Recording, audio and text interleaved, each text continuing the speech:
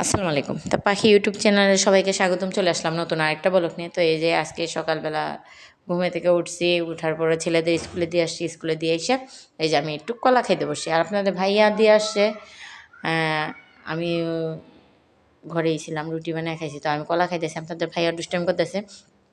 তো আজকে কলা খাবো, আর কলা খাওয়া আপনাদের সাথে শিখাই কীভাবে কলা খাইতে লাগে। একদম ডাইরেক্টলি কলা ছিলা খাবেন না, এভাবে আস্তে আস্তে ছিলবেন, আস্তে আস্তে ছিললে সুন্দর করে কলা খাবেন।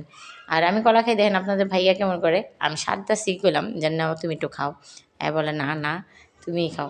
তাই আমি আবার দুষ্টাইম করে বললাম যে ভালোই হয়েছে, কলা দিয়ে থাকাকালে তুমি একটু বেশি করে কি বলবো বলেন, বললাম না কোনো থাক, ওইগুলি পেটে থাকুক। তো আপনাদের ভাই অনেক দুষ্টাইম করে এখন, মানে সে বয়স হইতেছে যেন, মনে করলেন তার এখন একটা আন্দাজ নাই যেন বয়স হইতেছে সেই আগে দিনের মতো, মানে একদম ইয়াং যখন থাকে মানুষ বিয়ে শাদী করে নতুন নতুন ওরকম পদের। এখন কি করে বলে যেন তুমি আমার সাথে সারাদিন থাকো, আমার সাথেই থাকবা, আমার সাথে শুয়ে থাকো, বসে থাকো, যেটাই হোক, গোসল করবা আমার সাথে, খাইবা আমার সাথে, বসে থাকবা আমার লাগে, অন্য কারোর সাথে যাবে না, কোনো কথা বলবা না, শুধুমাত্র আমার সাথেই। তাই আপনাদের ভাইয়া এখন জানি কোথায় চলে গেছে, আর এই ফাঁকে দিয়ে আমি বয়স বসাইতেও চলে আসছি। তো এই যে আপনাদের ভাইয়ার ভুঁড়িটা দেখেন কীরকম, শরীরটা একদম ঘামে ভিজে আছে, এখানকার ফ্যানটা নষ্ট হয়ে গেছে, তাও আমরা এখানে বসি, এখানে বসতে আমাদের অনেক ভালো লাগে এই রুমটাতে। আর এই যে আপনাদের সাথে একটু মানে দুষ্টামি করলাম। তো সবার কাছে অনুরোধ থাকলো, যারা আমার ভিডিওটা দেখেন, দেখে যদি ভালো লাগে প্লিজ আমার চ্যানেলটা সাবস্ক্রাইব করে দেবেন, এটাই আপনাদের সবার কাছে অনুরোধ। তো আজকে একটু পানি ভাত খাবো, তো গরম ভাতেতে পানি ঢেলে নিলাম। তো ভাল লাগে না যেন, সবসময় তো গরম ভাতই খাই, তো এখন একটু পানি ভাত খাই। তো সকালে তো শুধু কলাটা খাইছিলাম, তো দুপুরে রান্না বাড়া শেষ করে ফেলছে, শেষ করে তারপর আমি এই যে এখন পানি ভাত খেতে বসছি। তো এই যে কি করব, উস্তা ভাজি নিয়েছি, ভেন্ডি ভাজি নিয়েছি, সাথে কাঁচামরিচ নিয়েছি, পেঁয়াজ নিয়েছি। তো এইগুলি দিয়ে এখন কটকট করে ভাতটা খেয়ে নিতেছি। তো এই যে মনে করলেন খাওয়া দাওয়া শেষ করব, শেষ করে আমি তো বিশ্রাম নিতে চলেই যাব একদম ঘুমাইতে। আপনাদের ভাইয়া বলছে যে নিজে ভাত বেড়ে নিবা আর ছেলেদের ভাত বেড়ে দিও। তো ওইখান থেকে মনে করলেন ঘুমের থেকে উঠছি, উঠার পরে ছেলেদের স্কুলে দিয়ে এসেছি, স্কুলে দিয়ে এসে তারপরে ছাদে বসে আসছিলাম, মাথা দেখাইলাম, উকুন আনাইলাম, মাথায় তো অনেক উকুন হয়েছে। আর আমার ভাই আসছিল, ওইটাও একটু আপনাদের সাথে শেয়ার করলাম। আর বাসায় তো গ্যাস নাই, সেটা তো বলছিলামই। তো এই যে গ্যাস নাই দেখে আমি বললাম যে দাও আমি চুলাটা জ্বালাই দিই। তো আমি সবসময় মানে আমার তো বাড়িতে গেলেও দেখেন লার্কি চুলায় রান্না করতে অনেক বেশি ভালো লাগে, আমি অনেক পছন্দ করি। তো এটাই আমি বাসায় করি না, ভাল লাগে না। যে বাসায় তো মনে করলেন যদি আমি লার্কি চুলায় রান্না করি, তাহলে ওই যে কি জানি আমার যে কাজ করে দেয় খালা, আপা, তো ওই আপা রাগ হয়ে যাবে যেন প্রত্যেক দিনে আপনার ভাল লাগে দেখে আপনার লার্কি চুলায় রান্না করেন, তো এইগুলি কালিগুলি উঠাইতে তো আমার অনেক জ্বালা হয়ে যায়। তো সে রাগ হয়ে যাবো, এই জন্য আমি রান্না করি না। তো ওই যে লাবণীর মা ভাত রান্না করলে তারপর আমার ডাক দিব, আমি আজকে একটু চাপা শুটকির ভর্তা করব। তো ভাইজে নেব শুটকি, তারপরে শুকনা মরিচ ওইগুলি ভাজা করে নেব। তো এখন বিছনাটা গোছাবো, ওই দেখেন কম্বলের নিচে আমার ইন্দুরের বাচ্চা বসে আছিল। আমার ছেলেরা এত দুষ্টামি করে যা বলার বাহিরে, দেখেন কী অবস্থা করে আমার সাথে, সেই মারামারি দুষ্টামি। আর আমি তো বললামই, আমি ছেলেদের সাথে দুষ্টামি করতে অনেক বেশি ভালোবাসি। তো ছেলেদের সাথে যদি মজা না করি ওরা যাবো কার কাছে। আর ওর বাবা তো মনে করলেন যেহেতু একটু বয়স হয়ে গেছে আপনাদের ভাইয়ার, তো আপনাদের ভাইয়া হলাম আমার থেকে অনেকটাই বড় বয়সে, তা তো আপনারা জানেন, আমি সবসময় বলে আসছি আপনাদের ভাইয়া আমার থেকে অনেক বড়। তো আপনাদের ভাইয়া এখন ছেলে মেয়েদের সাথে অত দুষ্টামি মুষ্টামি করে না, মানে আগে হ্যাঁ যেরকম ছিল, হ্যাঁ ভাইস্তা ভাগ্নি সবাই যেরকম আদর করছে, সবাই কাঁধে নিয়ে নিয়ে ঘুরছে, এরকম এখন ছেলেদের জন্য নাই।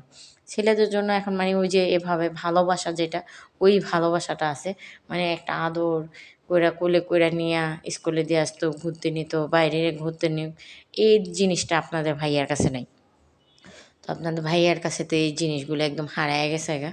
তো আমরা তো লাস্টে আসছি, উনার আগে ছেলে মেয়েদের জন্য বলে যেন কোনো কিছু করে নাই, ওরা দূরে দূরে ছিল, ওরা আগে থেকেই দূরে ছিল, আপনাদের ভাইয়ার আগের ছেলে মেয়ে ওরা অনেকটাই দূরে ছিল। যেমন আপনাদের ভাইয়ার সাথে ওনার সাথে প্রথম থেকে বলে বনিবনা কম ছিল। তো বনিবনা কম থাকাতে আপনাদের ভাইয়া বাসায় যখন বিয়ে করে আনছে, এরপরে কয়েক মাস পরেই নাকি হ্যাঁ বাসা থেকে অন্য বাসা নিয়ে ভাড়া রেখে আসছিল, যেন তুমি বাসা থাকার মতন যোগ্যতা নাই তোমার, তুমি অন্য জায়গায় থাকো। পরে ওইখানে থাকাকালে ছেলে হয়েছে, ছেলে হওয়ার পরে তারপরে ওই ছেলে অনেকখানি বড় হয়েছিল, পরে পরে বাড়িতে আনছে।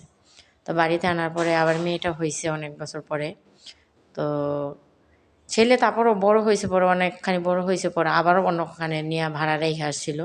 তারপরে ছেলে যখন 6-7 বছর হয়েছে তখন আবার বাসায় আনছে। আনার পরে মেয়েটা হয়েছে, মেয়েটা হওয়ার পরে আবার তো যেই এই হলো 5-6 বছর বাড়িতে ছিল, তারপরে তো আবার চলেই যেতে হলো।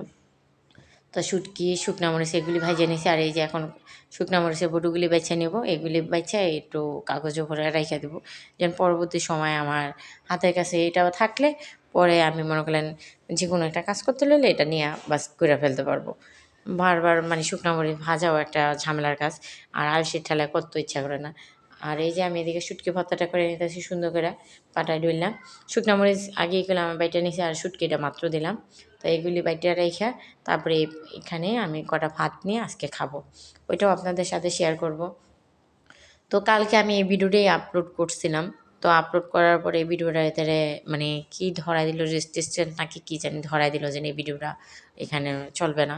তো আজকে জানি কি কাজ করে, তারপরও আমি এখন আবার এই ভিডিওটা এডিটিং করছি, ভয়েস বসাইছি। তো এই ভিডিওটা আমি এখন আবার আপলোড করব।